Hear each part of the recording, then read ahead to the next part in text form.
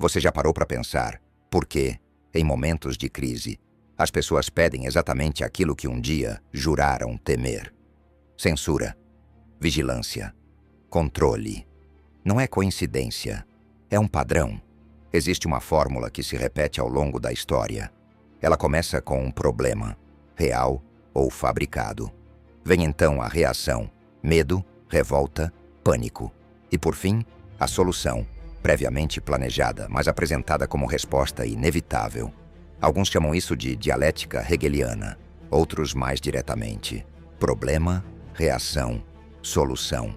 É uma sequência quase invisível. Mas quando você começa a enxergar, ela está em toda parte, nos jornais, nas leis, nos discursos.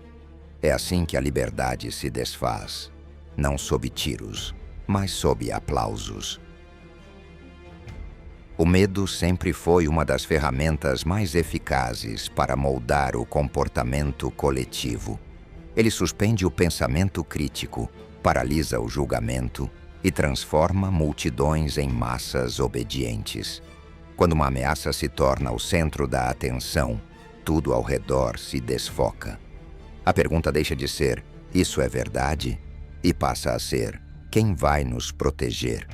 Nesse momento, a população não só aceita soluções drásticas, ela exige, mesmo que isso signifique abrir mão da própria liberdade. Historicamente é sempre assim. Um atentado, uma crise econômica, um colapso sanitário. E de repente, o que era impensável passa a ser necessário. Leis emergenciais, censura temporária, vigilância por precaução. O problema é que o temporário sempre encontra uma forma de permanecer. Não se trata de negar que ameaças existam, mas de questionar a quem elas beneficiam. Porque toda crise tem um custo social, e alguém sempre lucra com ele. Em tempos de medo, os direitos se tornam moeda de troca.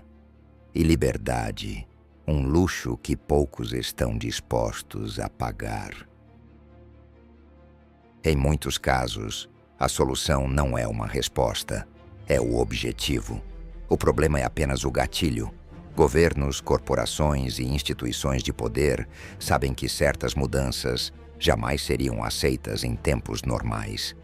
Mas em meio ao pânico, tudo se acelera. As pessoas não apenas aceitam, elas pedem. Pedem por medidas que em outro cenário pareceriam autoritárias. Pedem por controle, por ordem, por salvação. E é aí que a solução aparece.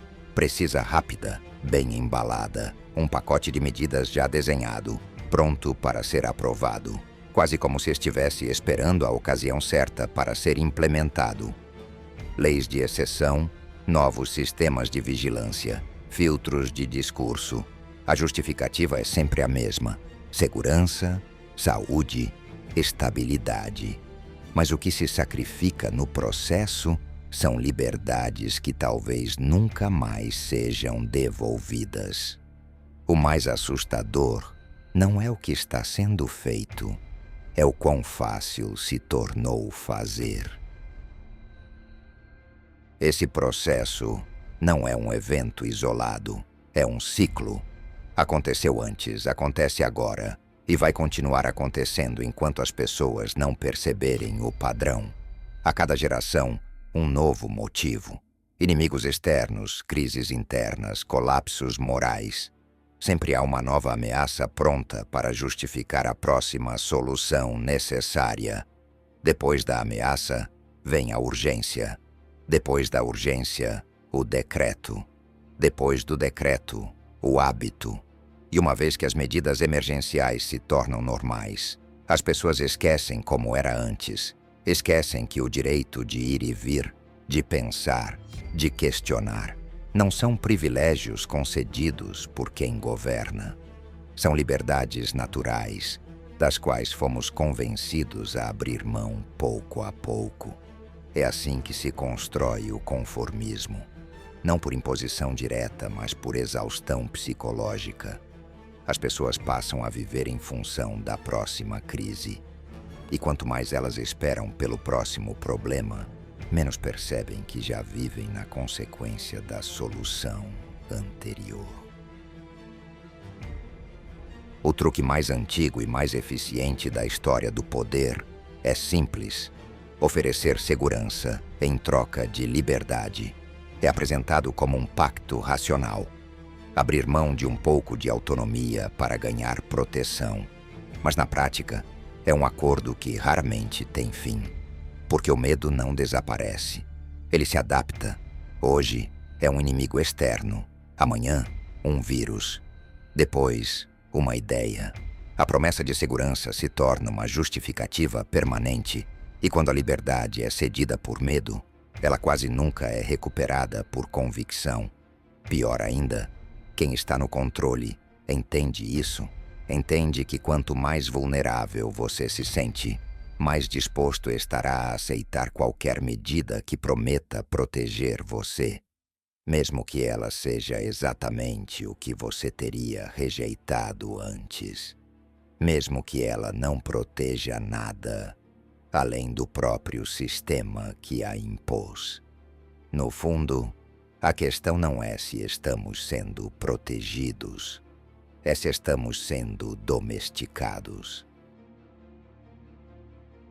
Num sistema bem arquitetado, a manipulação não precisa ser explícita. Basta parecer que você tem opções. Dão dois caminhos.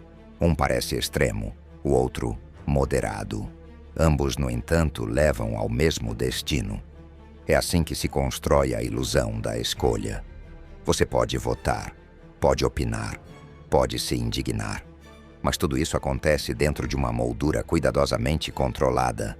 A pauta já foi definida, a linguagem já foi escolhida e os limites do aceitável já estão marcados. Enquanto as pessoas discutem entre si, acreditando estarem em lados opostos, ignoram o verdadeiro eixo de poder que permanece inalterado, acima das ideologias, das narrativas e dos rótulos. Um eixo que não muda de direção, só muda de rosto. Esse é o cenário perfeito. Uma população que se sente livre, mesmo quando está presa. Que sente que decide, mesmo quando tudo já foi decidido. O mundo não precisa de mais medo, precisa de lucidez. E lucidez começa com uma decisão: parar de reagir automaticamente e começar a observar com atenção. Problema, reação, solução. Esse ciclo continua porque quase ninguém percebe que está dentro dele. A maioria vive respondendo, obedecendo, repetindo. Poucos param para perguntar: quem realmente se beneficia disso? Não se trata de paranoia, nem de negar as crises, mas de enxergar como cada crise pode ser usada, não para resolver problemas, mas para concentrar poder.